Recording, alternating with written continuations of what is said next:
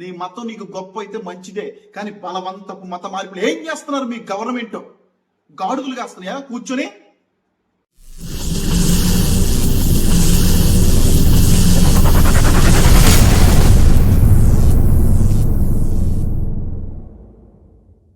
యేసుక్రీస్తు నామములో మీ అందరికీ నా హృదయపూర్వకమైన వందనాలు. మరి నేను జనవరి 28వ తేదీన మరొక స్టేట్మెంట్ న్యూస్ పేపర్లో నేను చూడడం జరిగింది. అంటే నేను రీసెంట్గా చూశాను, కానీ ఇది జరిగింది జనవరి 28వ తారీఖున. టైటిల్ ఏముందంటే, సంతానోత్పత్తి రేటుతో కాదు మత మార్పిళ్లతోనే మార్పులు, షామికా రవి. ఈవిడ మరి ప్రధానమంత్రి గారికి, మరి మోదీ గారికి సలహాదారులుగా ఉన్నట్టు సమాచారం. అయితే మరి ఈవిడ మరొక న్యూస్ విలేకరుతో మాట్లాడుతూ ఆ మాట్లాడిన మాటల్లో ఉన్న విషయాలను ఇక్కడ పేపర్ స్టేట్మెంట్ మనకు కనిపిస్తుంది. తెలంగాణ ఈ పేపర్ స్టేట్మెంట్ లో ఉన్నది నేను చదువుతాను, ఒకసారి చూడండి. ఈవిడ ఏమంటున్నారు అంటే, నేను ఇక్కడ మీకు స్క్రీన్ షాట్ కూడా పెడతాను. జనాభాలో మతపరమైన మార్పులపై ప్రధాని నరేంద్ర మోదీ ఆర్థిక సలహా మండలి సభ్యురాలు డాక్టర్ షామికా రవి కీలక ప్రకటన చేశారు. సంతానోత్పత్తి రేటు తగ్గిపోవడం వల్ల జనాభాలో మార్పులు రావడం లేదని, బలవంత మత మార్పిడులే దీనికి ప్రధాన కారణమని కుండ బద్దలు కొట్టారు. ఇక్కడ ఈ వర్డ్ గుర్తుపెట్టుకోండి, బలవంత మత మార్పిడులే. ఈవిడ ఆ మాట పక్కాగా అన్నారో లేదో నాకు తెలియదు, కానీ ఇక్కడ స్టేట్మెంట్ బట్టి నేను మాట్లాడుతున్నాను అన్నమాట. 2001 వరకు అరుణాచల్ ప్రదేశ్లో బౌద్ధుల ప్రాబల్యం ఉండేదని, కానీ 2011 వచ్చేసరికి క్రైస్తవ ప్రాబల్యం పెరిగిపోయిందన్నారు. మతపరమైన మార్పులకు సంతానోత్పత్తికి మించి మత మార్పిళ్ల సమస్యే కారణమని అన్నారు. ఇక్కడ ఈవిడ ఉపయోగించిన మాట ఏంటంటే, బలవంతపు మత మార్పిళ్ళు. ప్రధానమంత్రి గారు ఎన్ని సంవత్సరాల నుండి ఆయన ప్రధానమంత్రిగా ఉన్నారో మీకు తెలుసు, ఏ పార్టీయో మీకు తెలుసు. ఇక్కడ ముఖ్యమంత్రి కూడా బీజేపీ వ్యక్తే. అయినప్పటికీ ఈవిడ ఉపయోగించిన మాట ఏంటంటే, బలవంతపు మత మార్పిళ్ల వల్ల అంట ఈ సంతానోత్పత్తి విషయంలో రేట్లు మారడం అనేది జరిగిందని. అలాగే లాస్ట్ పారాగ్రాఫ్ చదువుతున్నానండి. 2001 వరకు అరుణాచల్ ప్రదేశ్ బౌద్ధుల మెజారిటీగా ఉండేదని, కానీ 2011కు వచ్చేసరికి క్రైస్తవుల మెజారిటీ ప్రాంతంగా మారిపోయిందన్నారు. అలాగే బెంగాల్, అస్సాం, పశ్చిమ యూపీ సహా అనేక రాష్ట్రాలలో మత మార్పిడే పెద్ద సమస్యగా మారిపోయిందన్నారు. గమనించండి, భారతదేశంలో ఉన్న తెలుగు తెలిసిన ప్రతి ఒక్కరూ నా మాట ఒక్కసారి గమనించండి. మత మార్పిడి నిషేధ చట్టం పెట్టారు చాలా రాష్ట్రాల్లో. ఈవిడికంట మత మార్పిడి, బలవంతపు మత మార్పిడిల వల్ల అరుణాచల్ ప్రదేశ్లో మరి ఈ యొక్క సంతానోత్పత్తి రేటు మారిపోయింది అని బలవంతపు మత మార్పిళ్ళని చెప్తుంది. ఇక్కడ ముఖ్యంగా క్రైస్తవ్యం గురించి మాట్లాడుతున్నారు అన్నమాట. ఎవరో గురించి మాట్లాడితే నేను పట్టించుకోవాల్సిన అవసరం నాకు లేదు, కానీ బౌద్ధుల సంఖ్య తగ్గిపోయిందంట. ఇంతకుముందు బౌద్ధులు టాప్ లో ఉండేవాళ్ళు, ఇప్పుడు క్రైస్తవులు టాప్ లో ఉన్నారు. దీనికి కారణం బలవంతపు మత మార్పిళ్ళు అంటుంది షామికా రవి గారు. ఏమండి, బుద్ధి, జ్ఞానము, వివేకం ఉన్న ఎవరైనా సరే ఒక్కసారి ఆలోచన చేసుకొని మాట్లాడతారు ఈ మాట. అదే మాట మీరు నోట్ చేసుకోండి. ఇక్కడ మరొక విషయాన్ని నేను మీకు చూపించాలనుకున్నా. స్క్రీన్ షాట్ పెడతాను చూడండి. ఇక్కడ మీకు స్క్రీన్ షాట్ పెడతానండి. ఇక్కడ ఉన్న విషయం గమనించండి. మత ప్రాతిపదిక కూడా ఇక్కడ మనం చెక్ చేసినప్పుడు అయితే అరుణాచల్ ప్రదేశ్ గురించి ఒక మాట వ్రాయబడింది. అరుణాచల్ ప్రదేశ్ లో క్రైస్తవ మిషనరీ కార్యకలాపాలకు అనుమతి లేదు. 1978 నుండి అరుణాచల్ మత మార్పిడి కోసం లంచం ఇవ్వడం లేదా బలవంతం చేయడాన్ని నిషేధించింది. ఓకే, కానీ బలవంతపు మత మార్పిడుల రికార్డులు లేవు మరియు చట్టం కింద ఎవరిని విచారణకు తీసుకురాలేదు. ఇక్కడ విషయాన్ని గమనించారు కదండి.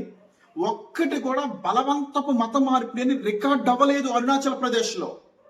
ఏమండి షామికా గారు, బుద్ధి ఉండి మాట్లాడుతున్నారా, బుద్ధి లేకుండా మాట్లాడుతున్నారు? ఒకసారి గమనించాలి, ప్రజలు కూడా గమనించాలండి. పెద్ద పెద్ద లీడర్లు అయినంత మాత్రాన, లేదంటే ఎక్కడెక్కడో ఉన్నంత మాత్రాన వాళ్ళు చెప్పిందే కరెక్ట్ అనుకుని గుడ్డిగా నమ్మొద్దండి. క్రైస్తవుల మీద ద్వేషం పెంచుకోవద్దండి. వాస్తవాలను పరిశీలన చేస్తే మీకు అర్థమవుతుంది. అరుణాచల్ ప్రదేశ్ లో బలవంతపు మత మార్పులు రికార్డులు లేవు. కనీసం విచారణ విషయంలో కూడా వీళ్ళ దగ్గర ఒక్కరు కూడా విచారణ చేయడానికి ఆప్షన్ లేదంట. ఎందుకంటే బలవంతంగా మత మార్పులు అనేవి లేవు, చాలా స్పష్టంగా అర్థమవుతుంది. కానీ ఈవిడిచ్చిన స్టేట్మెంట్ ఏంటి? బలవంతపు మత మార్పిళ్ళ వల్లంట బౌద్ధుల సంఖ్య తగ్గిపోయిందంట, క్రైస్తవుల సంఖ్య పెరిగిందంట. ఏం మాట్లాడుతున్నారండి అమ్మా రవి గారు?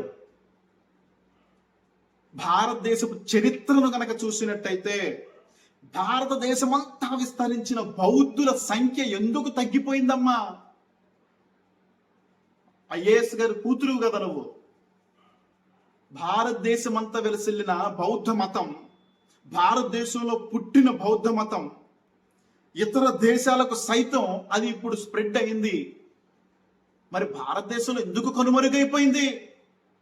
నీవు ఏ మతం అయితే నమ్ముతున్నావో, నీవు ఏ మతాన్నైతే గొప్పగా నువ్వు స్వీకరించి ఆరాధిస్తున్నావో ఆ మత ఛాందస్తవాదులు కాదా బౌద్ధులను ఊచ కోతలు కోసింది, బౌద్ధులను ఈ దేశంలో నుండి తరిమివేసింది? చరిత్ర తెలియని పిల్ల కుంకలకు చెప్పు, అజ్ఞానులకు చెప్పు నీ మాటలు. బౌద్ధుల సంఖ్య అంట ఆ అరుణాచల్ ప్రదేశ్లో తగ్గిపోయింది అని ఇప్పుడు గొప్పగా మాట్లాడుతున్నావే. అయ్యో, అది జాలి కలిగి మాట్లాడుతున్నావా? అసలు బౌద్ధులు లేకుండా చేసింది ఏ మతం తల్లి? మతం అనే ఉన్మాదంతో ఉన్న వాళ్ళే ఇలాంటి పనులు చేస్తారు. మత పిచ్చలో ఉన్న వాళ్ళే ఇటువంటి స్టేట్మెంట్లు ఇస్తారు. నీ మతం నీకు గొప్ప అయితే మంచిదే, కానీ బలవంతపు మత మార్పులు ఏం చేస్తున్నారు మీ గవర్నమెంట్? గాడుదులు కాస్తున్నాయా కూర్చొని? ఎవడైతే బలవంతంగా మత మార్పులు చేస్తున్నాడో వాడి మీద చర్యలు తీసుకోవడం మీకు హక్కులున్నాయిగా.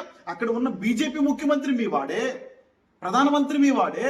ఈ రోజు బలవంతపు మత మార్పులు స్టేట్మెంట్ ఇస్తున్నావు అరుణాచల్ ప్రదేశ్ విషయంలో. మరి ఇక్కడ రికార్డులు అయ్యి ఇప్పుడు క్రియేట్ చేస్తావు, కావాలంటే క్రియేట్ చేసుకుంటావులే.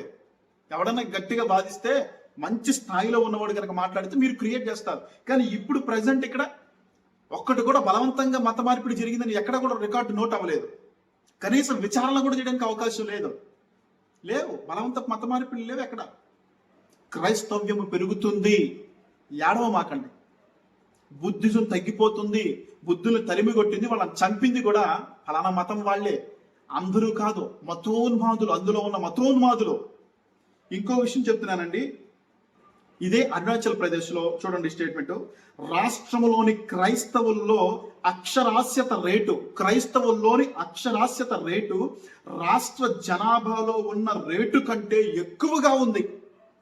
రాష్ట్ర జనాభాలో ఉన్న దానికంటే ఈ క్రైస్తవ్యంలో ఉన్న అక్షరాస్యత రేటు ఎక్కువగా ఉంది. ఒకసారి అర్థం చేసుకోండి. అరుణాచల్ ప్రదేశ్లో విద్యను అభ్యసించడానికి ఎంతో మంది కష్టపడ్డారు మిషనరీలు. మత మార్పిళ్ల కోసం కాదు. వచ్చిన మిషనరీలు ఇంతకు ముందు తరివేసి ఎంతో గానం వారిని హింసించారు ఇంతకు ముందు. అయినప్పటికీ వారు సహించి విద్యను వారు ప్రవేశపెట్టారు.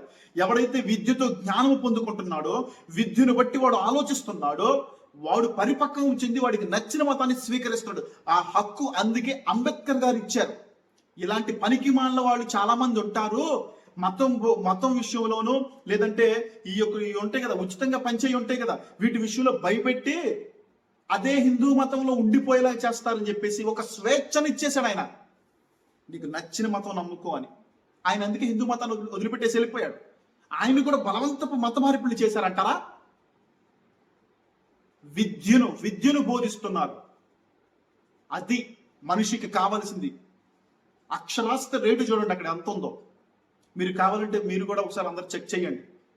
ఎవరెవరైతే వీడియోని చూస్తున్నారో మీరు చెక్ చేయండి. అరుణాచల్ ప్రదేశ్ స్థితిగతులను చెక్ చేయండి. పిచ్చి స్టేట్మెంట్లు ఇస్తున్నారండి ఉన్నతమైన స్థాయిలో ఉన్న వాళ్ళు. పిచ్చి స్టేట్మెంట్లు.